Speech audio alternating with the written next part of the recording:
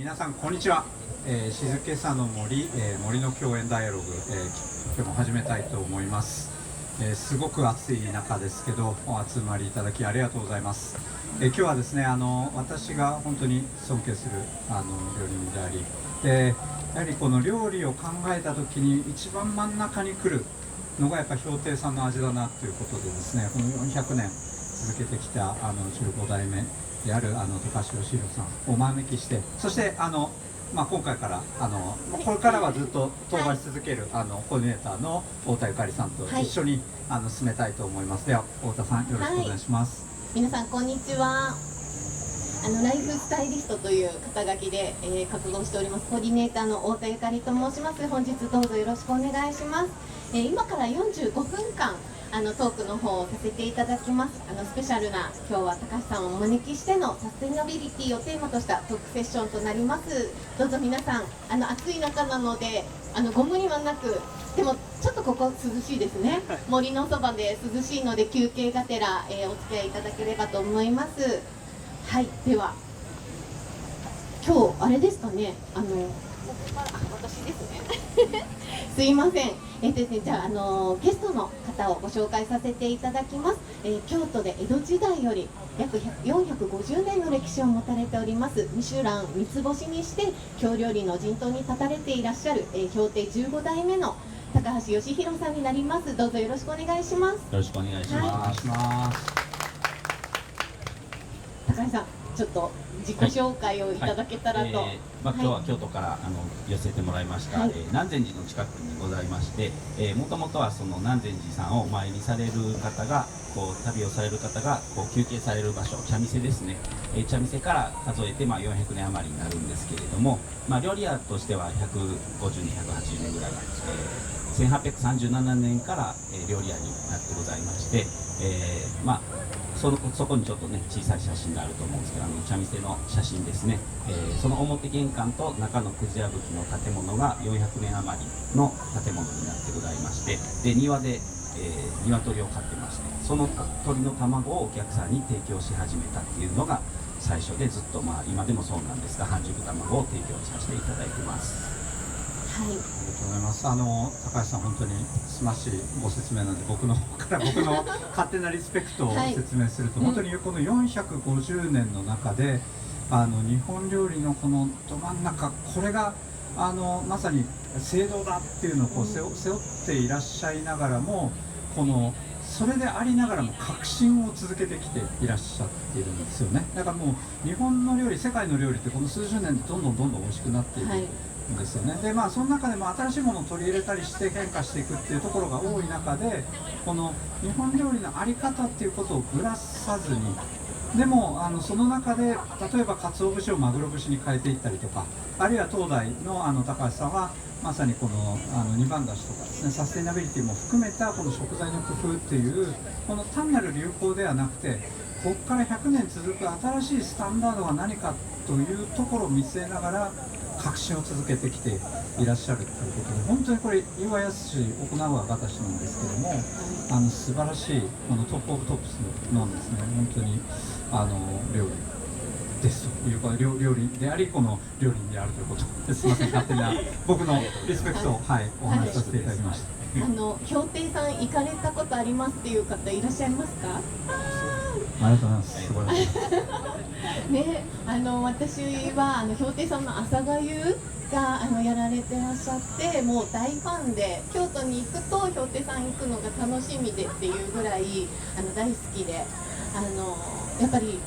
場所もそうなんですけども、全体としてなんか有限な世界に導かれてお食事を食べるような、そんな世界観なんですよ。で日常って忙しくてご飯をパパッと食べるっていうことが増えてきてる中で、この氷亭さんでの食事っていうのが本当に一口一口を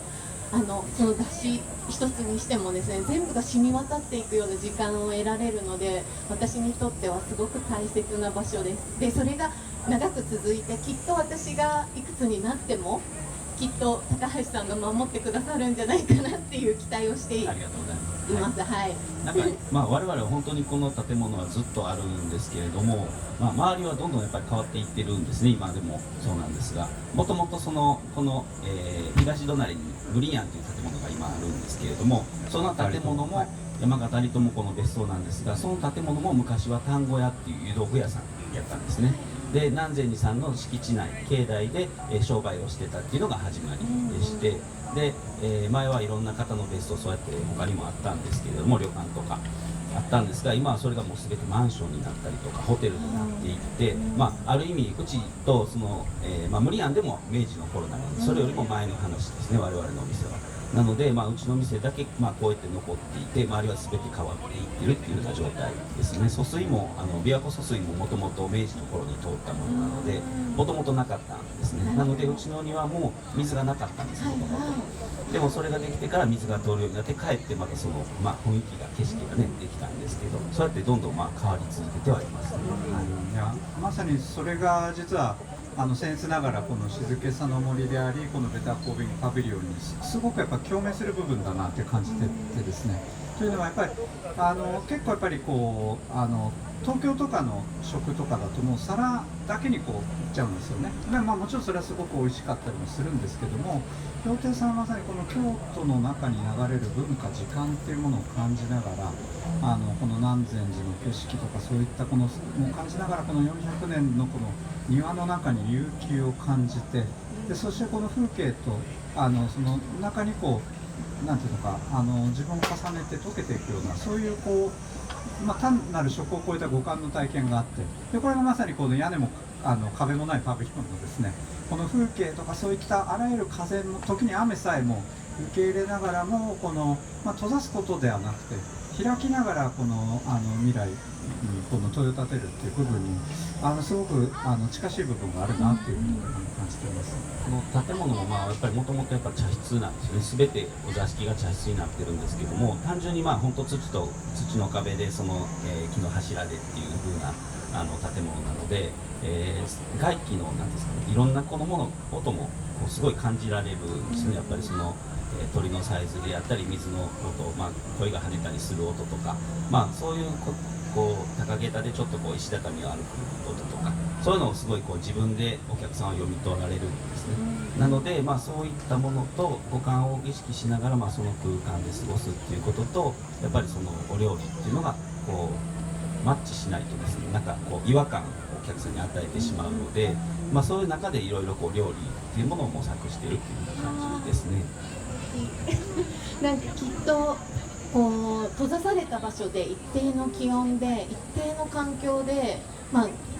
ハイクオリティなものを提供するっていうのは安定的な供給はきっとできると思うんですけど、私ここのパビリオンにももう何回か来させてもらってて、毎回来るたびに感じるものが違うんですよ。それは気温も違ったり天候も違って、で朝と昼と夜の景色でも違うし、夕日もすごい綺麗ですねはい、で写真を撮るたびに全く違うものになるっていう、なんかこの自然とともに四季があったりとか、お庭の変化だったりとか、ありとあらゆる食材も含めてなんか変化がある中で今ここにっていうのを感じられるっていうのは、なんか今現代だんだん違う方向に行ってしまって、今日ももし雨が降ってたらここの場は持たれなかったので、なんかそういう風にすると、じゃあ屋根を作ろうか、暑いからクーラー入れようかってなってしまうんですけど、なんか今ここにっていうのを感じられるご飯屋さんっていうところではもう本当に突出してますね。でもやる方は大変なんですよ、その暑い時の工夫をどうやったらねお客さんに涼しく感じてもらえるか、もちろん今の時期ですとそのクーラーはね、一応もうつけてるんですけど、昔はやっぱりなかったんですね。でやっぱりその障子は今ガラス戸にして、そのちょっとでもこう見た目に涼やかに感じられるような工夫であったりで、やっぱりガラスものの器が増えてきたりで、冷たいものも提供するんですけれども、やっぱり朝粥、うちねその明治元年から出させてもらってるんですけども、逆にそれは暑い時に熱いものを自分で取り込んで汗をかいて、その汗で体を冷やすっていうもともとの体のシステムがあるので、そういうのを意識した食の提供っていうことですね。それは昔から今でも今日から、今日はお休みなんですが、明日からまた阿佐ヶ谷の提供が始まる。7月、8月、9月でしたっけ7月、8月が本店ですね。はい、で、別館の方では年中やってるんですけども、はい。そういう意味では、なんでしょうね、この料理自体が今すごい変化してるじゃないですか。で、今インバウンドが日本のすごい大きな産業になってて、自動車産業も超えると、2030年もう30兆ぐらいになるとかって言われてるんですけども、その中核は実は食なんですよね。日本のこの各地にある圧倒的なコンテンツである食っていうものを世界中の人たちが楽しみに来るっていう、そういう現象になっていって、でまさにこの食に対する期待値も上がっているし、でそこにこう多くの人たちが今熱狂するような時代にもなってくる中で、かなりやっぱり変化がこの数年の中でもあるんですが、その中でやっぱ高橋さんたちが、高橋さんが感じられるもの、大事にされているものとか、あるいはこういったところに少し何か自分の考えがあるとかっていうことをお聞かせいただけると。だしに関しては特に一番大きいと思うんですけれども、もともとやっぱ日本料理でだしってすごい要みたいな部分があるんですね。で、うちの父の時代はやっぱりしっかりした美味しいお出汁を引くために、利尻昆布と、最初鰹節やったんですね。で、鰹節を使ってたんですけども、鰹節自体に使っていく中でその酸味とか渋みがちょっと気になるというので、乾物屋さんから紹介していただいてマグロ節を使うことになったんですね。結構マグロ節って余韻がすごく長くて酸味とか渋みが少ないので、そういう意味でよくマグロ節、全てを鰹節から全てマグロ節に切り替えたんですけども、親父の時代はいろんな料理にそのお出汁をしっかり使っていくんですね。最初の先付けから、お椀から炊き合わせから使っていくんですけども、だんだんとそのお出汁自体がですね、ある種個性がしっかりあるものなので、いぶした香りとかですねしますね。なのでそういったものだと海外のシェフからも言われたんですけど、同じ香りがする、同じテイストになってしまうっていうことを言われたことがあって、でそれからですね、逆に私の時には、いろんなお出汁を使うようになりまして、野菜だしとか貝だしとか、そういうふうに魚のだしとかで料理をするようになると、煮物椀だけが明確に一番だしを使うようになるんですね。そうすると逆にその、一番だしがしっかりと浮き出るっていう風な料理の提供の仕方になってくるので、お出汁を大事にしていることは一緒なんですけれども、親父の時と私の時でちょっと表現の仕方が違うという変化があり、でもそれがなんか変化のための変化ではなくて、素材を生かした必然っていうことですよね。美味しさの観点がちょっと時代によっても変わってくると、そういうところもある。この間伺わせていただいた時もホタテの出汁がね、本当に優しくでもそれがまた天ぷらと違うまたうまみで響き合って引き立て合う、でも上品にスッと消えていくような美しい味で、それがまた他のお皿っていうのか他のお料理とは全然違うっていうところに、なんか一個一個やっぱ本当に一期一会の美しいなんていうのか余韻がなんかお料理ごとに感じられるっていう。なんかコース料理っていうか、懐石ですけれども、そのある種曲のような部分もすごくあって、最初に強いものがいくとインパクトが強すぎるので、この季節に応じた最初の先付けっていうのをやっぱりまず考えるんですね。そこからうちの元々の定番の流れがあるので、お作りとかお椀とかっていうんで、そこで緩急がやっぱり冷たいもの熱いものみたいなところもあって、で一品ごとにやっぱりテーマをある種考えるので、同じ食材が続いたりとか同じような料理が続かないようにしたりっていうので、流れをすごい意識します。なるほど。やっぱりね、氷亭さんのお椀っていうのは僕の中のやっぱいつも真ん中に来ていただくっていうのが本当手を合わせて目を閉じてっていうところにこの美しい余韻が静かにもうこれ静けさの森の本質につながるような静かに瞑想するように本当はね、お出汁飲めるとよかったですね。そうでした。はい、でもぜひ行かれてください。阿佐ヶ谷のでもあんもね、氷亭さんのお出汁だったりするので、そのやっぱり美しく静かな余韻が心の内側に広がっていくような本当に体験なんですけど、それがまた引き立つわけですね、このいろいろな。そうですね、やっぱりお出汁をたくさん使うとどの料理も同じような香りにすごくやっぱり食って影響されるんですけども、なんかこう似たような香りが作るとみんな多分こう香辛料ってそうなんですけど、海外行くとやっぱりハーブとかそういったものにすごい引っ張られるんですね。で日本料理でそういうものを使うとすごい異国情緒のある料理になってしまうので、ハーブは一番難しいです。難しいですね。使うのは難しいです。もうある香辛料を使うと全部カレーになっちゃいますもんね。そうでもなんか引っ張られてしまう。本当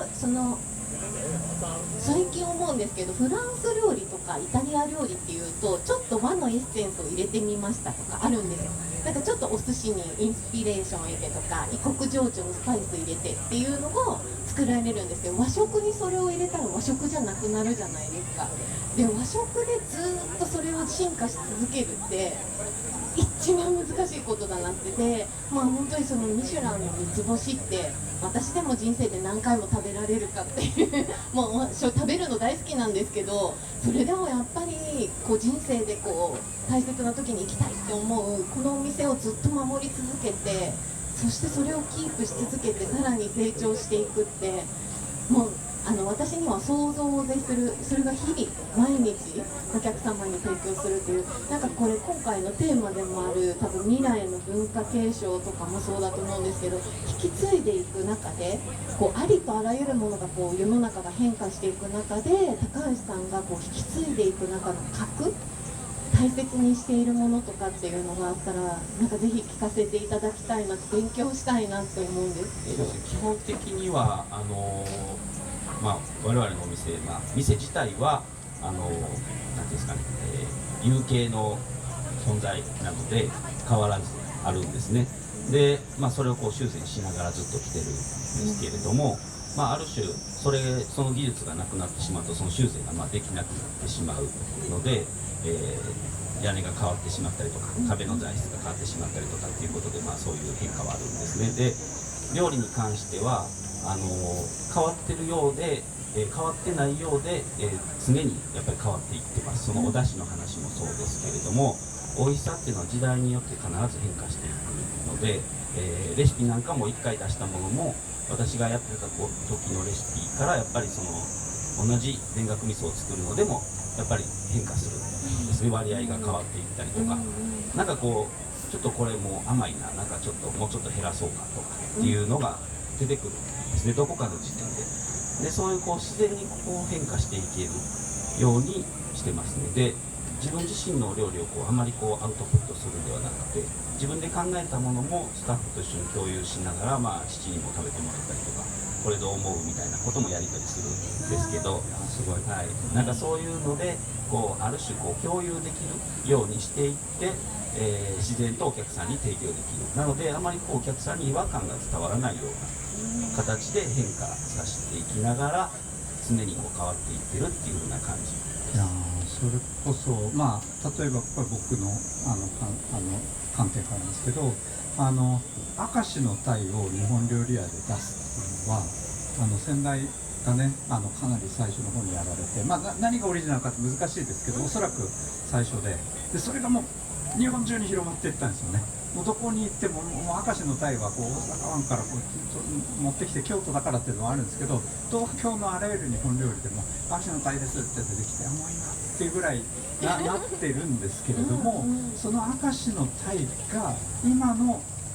東西のもちろん先代のもすごく美味しかったんですけど、また変わってるんですよね。この厚みとか鯛の切り口とかで、そしてやっぱトマト醤油っていうのも新しい発見で、鯛って普通の醤油なのか塩なのかっていうんじゃなくて、もう新しいこの違う旨味を重ねながらでもかつこのやっぱり野菜なんですごい上品にこの鯛の繊細な美しさが引き立つっていうので、また違う次元に行ったなっていう驚きが、まさに今太田さんが言ってた聖堂でありつつも、やっぱ新しい次元に向かうこのなんていうのか革新だなっていうのをなんかすごく実感しました。このお作りもやっぱり新しいものなんですね。ある種生け締めの技術がすごいこうやっぱり進化してきて、でこの前は昆布締めだったりするんですね。なるほど。こう死後硬直した魚を昆布締め、塩を当てて昆布締めして、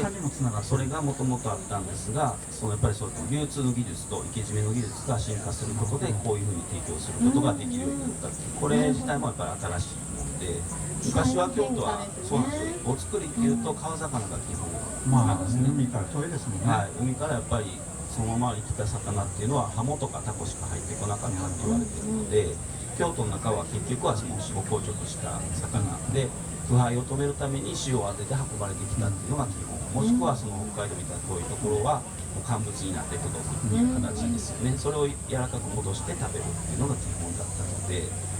この生け締めの鯛もですね、その父の時はずっと土佐醤油っていうこう追いがつおをして醤油に追いがつおをしてこう味の濃い濃厚な香りの強い醤油が基本なんですけども、どうしてもそれだと醤油の香りもカツオの香りも強くてですね、鯛の味をこうちょっとかぶさってしまうような時もあったので、じゃあもっと違う醤油作れないかなって言って考えたのがそのトマト醤油で120度で40分っていう低温で焼くんですけど、でそのトマトのうまみを活用して、濃い口ではなくて薄口醤油で作るんですね。でその醤油を煮出してこしたものなんですね。でそれで召し上がっていただくと、最初にこうトマトの香りがするんですけども、咀嚼していくうちに鯛のうまみが出てくるっていう、味のグラデーションがまた出てくるんですけど、でそれを海外の方に献立にトラディショナルソイソースとニュースタイルソイソースっていうふうに書いてました。父と私も父も健在なんで父もなので、ある種父の頃の醤油と私の醤油ですみたいな。お父様から何かこうしろとかこうやってやっていきなさいみたいな教え、逆に今次の世代に何かをこう教えるとかってあるんですか？それとも背中を見る？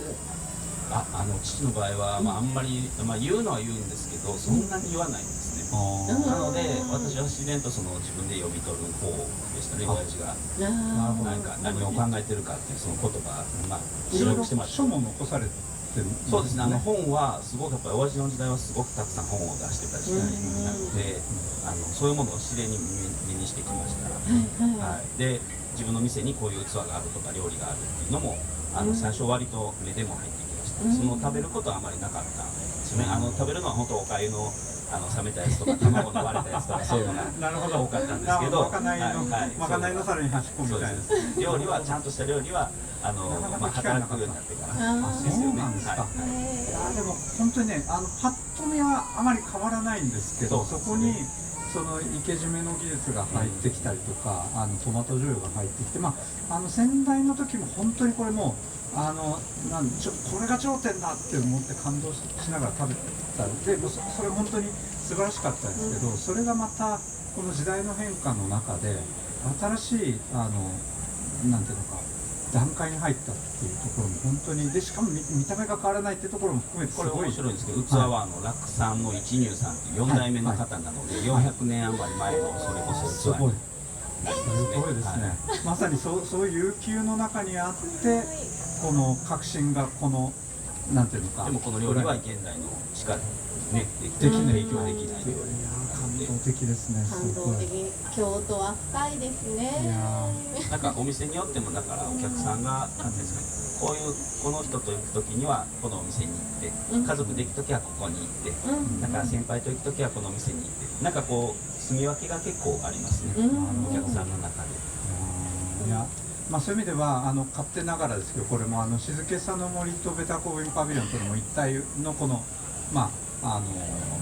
出し物というか体験の場なんですけど、見る人が見たらただの森でしょっていう風にあるんですが、実際はそこにこの、未来の問いっていうのがあって、時代はいわゆるこの農業革命、産業革命、情報革命、デジタル革命で大きく転換するんですけど、デジタルで見せるものだけを出し物にしちゃうと、それって1年後にはもう変わっちゃうわけですよね。大きな変化の中でどんどん移り変わってしまうんですけども、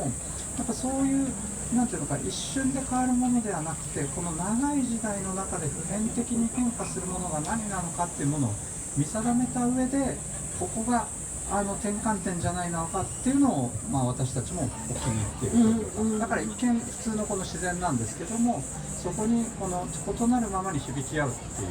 このデジタルの本質の変化っていうものを五感体験でいきたいなっていうところがあるんで、なんか勝手ながら氷亭さんにも影響を受けて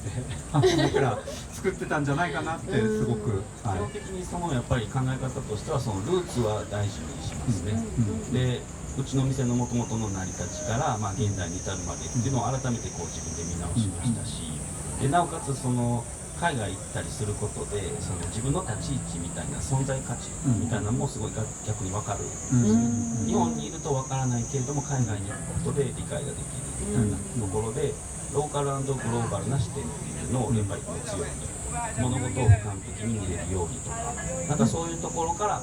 時代ごとに歩んでいって将来的に京料理をバージョンアップさせたいなみたいなところもあるので、あれですね、ちょうどさっきお話ししてたことにつながるんで、ちょっと裏側で話してたんですけど、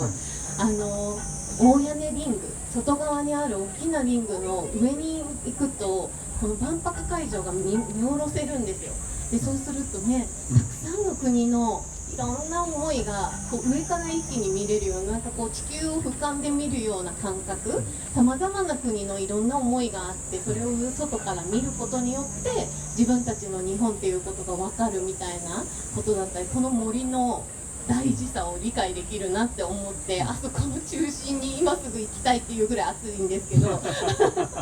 そうっていうのを思うんですけど、なんかそういうことと同じようにちょっと俯瞰の目で自分を見る、自分の立ち位置だったり自分の今を知るっていうことが、もしかしたら常に更新していけるポイントだったりとか。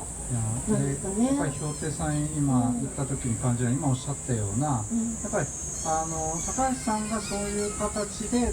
ーツとつなげるからこそ未来が見えるように、氷亭さんに行くとやっぱこの時間のつながりの中でこの自分の立ち位置を感じることができるんですよね。で今の現代社会って特に都市の中に行くと過去も未来も奪われてることが多いんですよ、つまり深く呼吸することができずに浅瀬をバシャバシャ動くと。でやっぱりそこの高い家賃のところに居続けるためにも時間も奪われてくるわけですよね。だから未来の選択肢も阻められていければ過去を振り返る必要もないという、過去も未来も奪われた状態で浅瀬をバシャバシャ泳ぎ続けちゃうとどこに行ってるか分かんなくなることがあるので、まさに深呼吸をするというのか、この歴史のこのつながりの中でこの未来、この根を張りながら未来を見ることによってやっぱ見えてくるものもあるんじゃないかなっていう。いや本当になんか長く続くものと触れることによって学ぶことが多いですね。本当にでも今だからこそ特にそうなんですけど、その食材の問題だったり皆さんの生活スタイル、うちの店はずっとこの形で来てるんですけども、やっぱりもう皆さん多分床の間があって畳の部屋でなんかそういう生活もやっぱりなくなってきますし、縁側があったりとか何かしらその生活スタイル自体がどんどん変わっていくので、今我々の部屋全部お茶室なんですけども、やっぱり椅子テーブルも置いてるんですね。もうやっぱりその畳に座るっていうことがだんだんと時間長く座るのが辛い難しいことになってきたので、そういうふうにしてるんですけども、やっぱりその座った時の目線ってやっぱり畳の目線でできてるので、全然そのバランス感覚が狂ってくるんですよね。なので椅子テーブルに座ることでどういった変化があるのかとか、そういう皆さんの生活の中でもどういうふうに変化してきたかっていうことが見えてくるとすごく面白いなと思うんですね。なるほど。そうするとこの今までのなんだろうな、確かに私が20代の頃に氷亭さんに行った時は全部座りでしたよね。そうです。もう全然一切なかったですよね。なかった。それがやっぱりアイレベルが変わることによってやっぱりいろいろな体験がまず目線が変わって、で高膳で食べてた足つきのお膳で食べてたものがベタ膳になるんですね。そうすると料理が近くなるので、もともと日本料理って器を持って食べる文化なんですけど、器を持たなくなるんです。でこう顔近づけて食べれてしまうので、皆さんの多分生活はもう多分そっちになってきてると思うんですよね。でナイフフォークもよく使いますし、意識しないと器を持たなくなるんですよ。もちろんそのラーメンみたいな大きい丼鉢はまた違う話ですけども、もともとそうやって、夫婦湯飲みとかお茶碗とかね、そういうこうサイズ感も違いますし、そういうところで日本文化がもともと生活の中に生活文化があるんですけど、どういうふうにその変化してきたかっていうことを理解しておくともっとやっぱり面白いと思うし、それをじゃあ将来的にどういうふうに残していくかっていうことはやっぱり考える必要はあるんです。なるほど。現代に生きる人がこうやってなんか両面ありそうなんですけども、まさに器を持つことによって器を感じるっていう、まあ、日本料理の良さですよね。もう日本料理以外のほとんどの文化圏はやっぱ顔ってって、まあ、むしろ器を持っちゃいけないっていう文化が多いんですけど、だからこそ器のこのなんていうのか触った食感とか、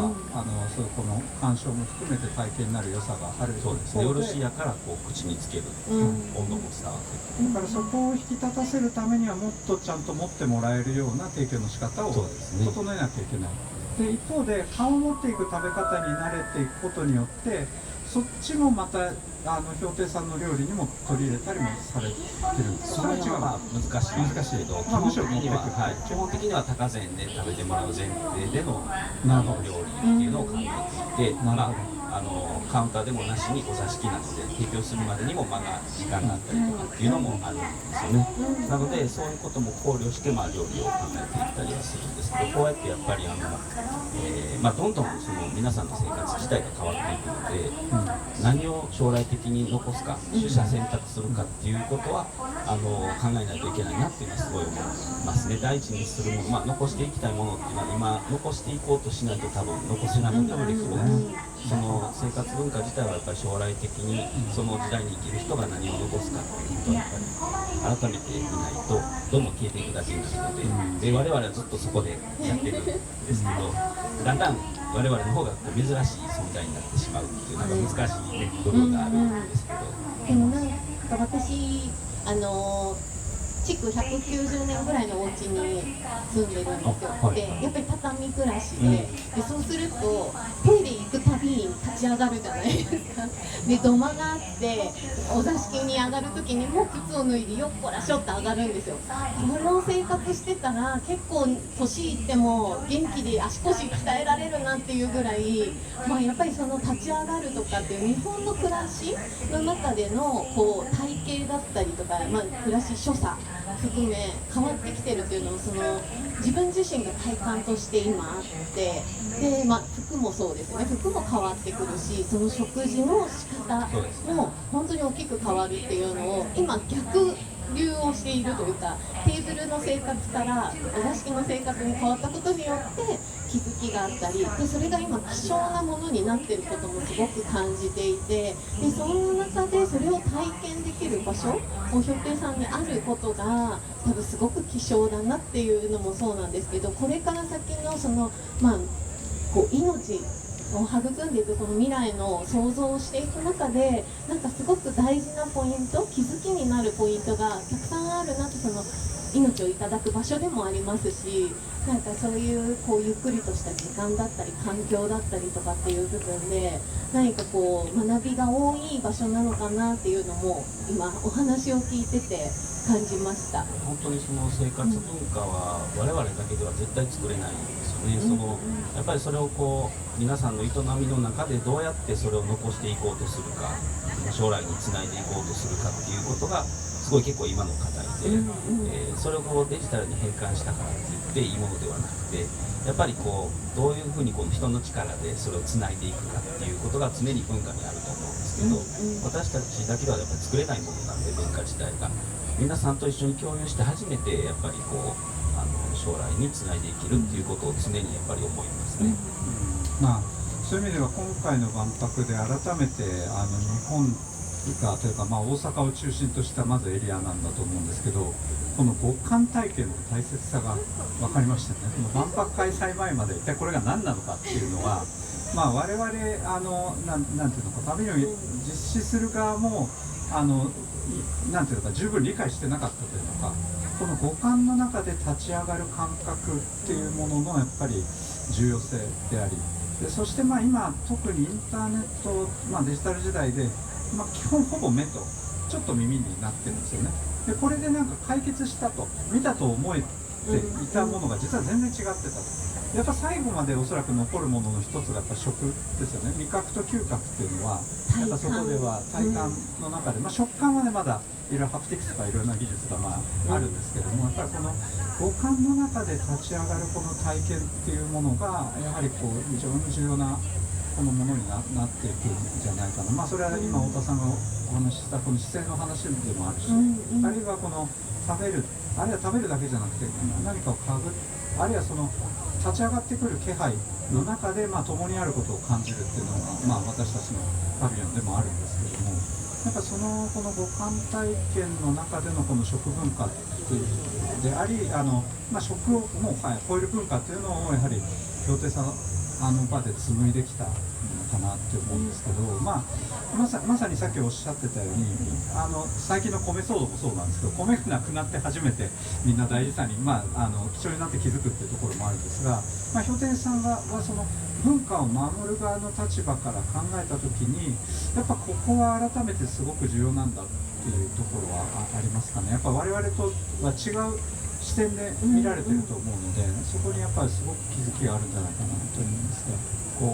なんていうんですか、うちの店だけではないと思うんですけど、この万博もそうだと思うんですけど、初めて来た時と2回目3回目重ねるごとに多分見える視点とか見えてくるものが変わってくると思うんですよね。そうですね。同じ体験をしても例えば本なんかでも子供の時にこの本読んで感動したからって言って大人になって読んだ時に感動するかって言ったらそうでもなくて、そういう映画もあったりとかで、うちの店も多分子供の時に来た時、親に連れられてきた時に感じたものと、自分が大人になって子供を連れてきた時に感じるものと、それこそ、自分が年いっても本当に孫が生まれたぐらいになってくる来ていただいた時と絶対感じ方は違うと思うんですよ。でもそういう中にでもうちの良さっていうものもやっぱりお客さんに見ていただきたいなっていうのもあって、世代を超えてやっぱりそうやって通っていただける店で常にありたいなっていうのを大事にしてます。なのである特定の世代に大きくって突きつけるような流行的な価値ではなくて、この世代間で分かち合えるような普遍性っていうところがやっぱすごく京亭さんにとっても重要なそうですね。やっぱり本当に友達同士で来たとしてもですね、例えば家帰ってからそんな話を親にしたりとか子供にしたりとかっていう伝播していくものだと思うんですね、食ってやっぱりそういう体験を、なのでそういう体験をできるだけやっぱりいろんな方と共有して、そういったうちの店の変化もあるんですけども、そのお客さん自体の変化もやっぱりあると思うので、そういう変化に気づけるというか、それを見抜こうとする力とか、やっぱりその意識がないと見えてくるものも見えてこないと思うんですよね。行間を読み取るみたいなもので、料理の背景みたいなものって初めて食べた時よりも2回目3回目の方がずっと見えてくると思うんですよ。でそれが年齢によっても違うし、食べる時の一緒に共有するお客さんでそのグループでも違うと思うので、なんかそういうことを自分で見抜く力みたいなものが育めたらいいな。素晴らしいですね。さっきのまさにお作りもすごくやっぱ見た目はもう100年前から変わってないんじゃないかぐらいのこの器すら近いので、違いを本当にパッて分かりやすく感じられはしないけれども、でもその中にいろんな変化があると。でこういった食べるという行為っていう中を通してこの五感の中でこの本質的な変化を感じられるっていうものがやっぱこの体験の中で紡がれていくっていうこと。そうですね。だからこれだけでも酪農4代目の一入さんの器、楽焼きという器があって、京焼きですけども、そういう器があって、で鯛のお作りもそうなんです。あしらいにもかぶらの間引き菜だったたりするんです。うぐいすなって呼んでるんですけど、うぐいすに見立ててるわけですよね。でその横に黒川岳っていう、ちょっとこう乾物のキノコがあるんですけども、岩岳です。岩岳っていうこう苔みたいなこう乾物のキノコがある。それはこうめでたい時に食べるものなので、ウグイスもそうなんですが、そういうこうちょっとしたメッセージもそこにやっぱりあるんですね。の中でのつながりも入ってる。四季も入っていて、でそれをこういかにそのお客さんが読み取れるかっていう、経験値とかもすごくあると思うんですけども、そういうこう日本人は割ともともと考え方としてその五穀豊穣とか子孫繁栄とか、やっぱそういうこう神様にお供えする料理文化がそもそもに根底にあるので、そういうところからなぜこういう食材を使うのかっていうことも読み取れると、またさらに日本料理が面白くなると思います。なるほど。ちょっと本当にすごく重なるところがあるなっていうのは改めて感動したんですが、ベタコービングパビリオンとこの静けさの森も結構近しいところがあって、分かりやすい答え、唯一の答えがこれだって提示する場所じゃないんですよね。答えっていうのは、今まさに変化の時代なんで、唯一のものを定めるっていうことは非常に難しいし、逆にそれがリスクになったりすると、新しい間違い、大きな間違いになり得る。で、じゃあ何が大事なのかっていうと、やっぱり今高橋さんおっしゃったようにも世代とか置かれた立場とか自分自身も朝と夜でも価値観とかいいと思うものが違うかもしれないと。でそれがまた人と場を共にする場合もやっぱ変わっていくので、何か一つの唯一の答えがこれだっていうよりは、何が私たちにとってより良いものなのかっていうものを問い続ける姿勢っていうのがベターコービングなんですよね。でそれがさっき太田さんおっしゃってくれたように、天気によってもその来た人によっても時間によっても違っていく体験の中で、問いを立てるっていうところにつながってくる、この未来に対する問い、そして感性を互いのなんていうかコミュニケーションの中でつないでいくっていうのが、これ料理にも未来のこの競争っていうことにも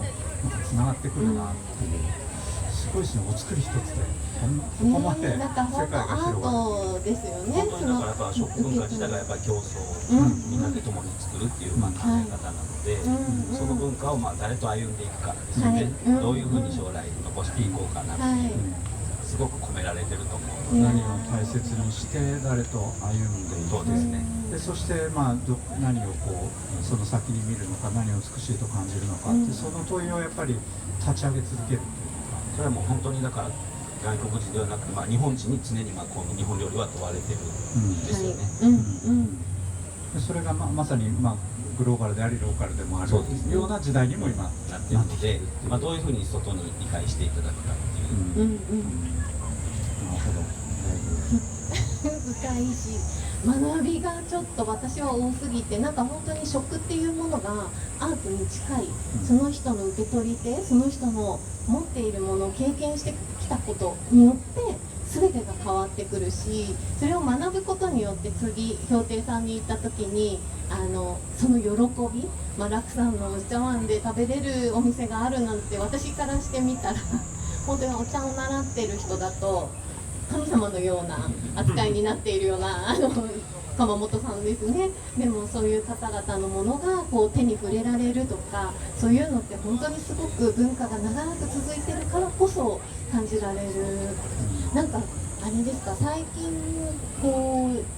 命を扱う仕事だと思うんですよね。我々も生まれた瞬間から何かエネルギーを得てずっと生きてきて、食べれなくなった時っていうのは私たちの命が終わる時だと私は思っているので、食っていうのは本当生きることとすごく近いものだと思ってるんですが、この生き物を扱う上で何か気候の変化だったり世界の変化、先ほどの流通の変化とかもあると思うんですけど、これからの未来で高橋さんが取り組まれてることだったりとか考えていることとかってありますか？今はそうですね、逆にその、希少価値のあるものとかごちそうばかりを目指してないところはありますね。野菜をいかにこの与えられた食材をどううまく使うかとか、どう表現するかとか、何かもともと醤油料理もそうなんですけど、動物性を使わないもので野菜だけで料理をしろって言われた時にすごい制限がかかりますよね。でもそういう中でいろんな工夫をするから、うどんとか豆腐とか湯葉とかいろんなものが生まれてきたんですけど、今は逆にすごくこうアワビとかいいものが昔たくさんあったんですね。で今はそういうものがすごく減ってきてて、例えば川魚のゴリとかもなくなったりもしてますし、そういうふうにこうどんどんこう消えていく食材もあるんですね。で逆にそういったものをもちろん取り戻す活動もしてるんですけれども、逆にないからこそ逆にあるものでいかに料理を、お客さんに楽しんでいただくかっていうことも常に課題としてやってるので、割とこうなんていうんですかね、野菜料理なんかもすごく一生懸命いろいろ工夫したりしてますね。なるほど。その食材に関してもやっぱりこうなんか輸入を使わないとか何かしら高橋さんの中で方程式なのか、やっぱり負荷がかかりすぎないっていうのはありますね。やっぱり移動コストだったり保存コストだったり、京都で使う食材はやっぱり西日本が多いんですね。で東京のお店で使う食材はもちろん西から少し取ってるものもあるんですけれども、東北のものを使ったりとか、割とこうそういうこう自然とそういうふうになってきましたね。最初は一生懸命引っ張ってたりもした時はあったんですけど、やっぱり負荷がかかるので、そうなると近い食材に土地のもので組み立てるっていうふうなことを今してピラミッドタウンの標定さんがあるわけですね。支店というのか兄弟店の、そこでは無理に京都を表現しようとしない。そうですね。そこに現地のうまいことを入手できる食材を使っていかに私なりの京料理、商店なりの京料理を提供できるかっていう考えで提供してます。なるほど。時間が参りましたので、最後ちょっとじゃあ、高橋さんに未来の文化競争というのが今回のテーマなんですけれども、改めて今もうお話の中でキーワードいっぱい出てきたと思うんですけど、改めて高橋さんがこの未来の文化競争ということに関して大事だなって思えることを最後お話しいただいて締めにしたいな。先ほどお話ししていただいたように、やっぱり誰でもが皆さんルーツをお持ちだと思うんですよね。なのでそういったルーツをたどりながら改めて未来に向けて、どういう歩みをしていくか、本当に取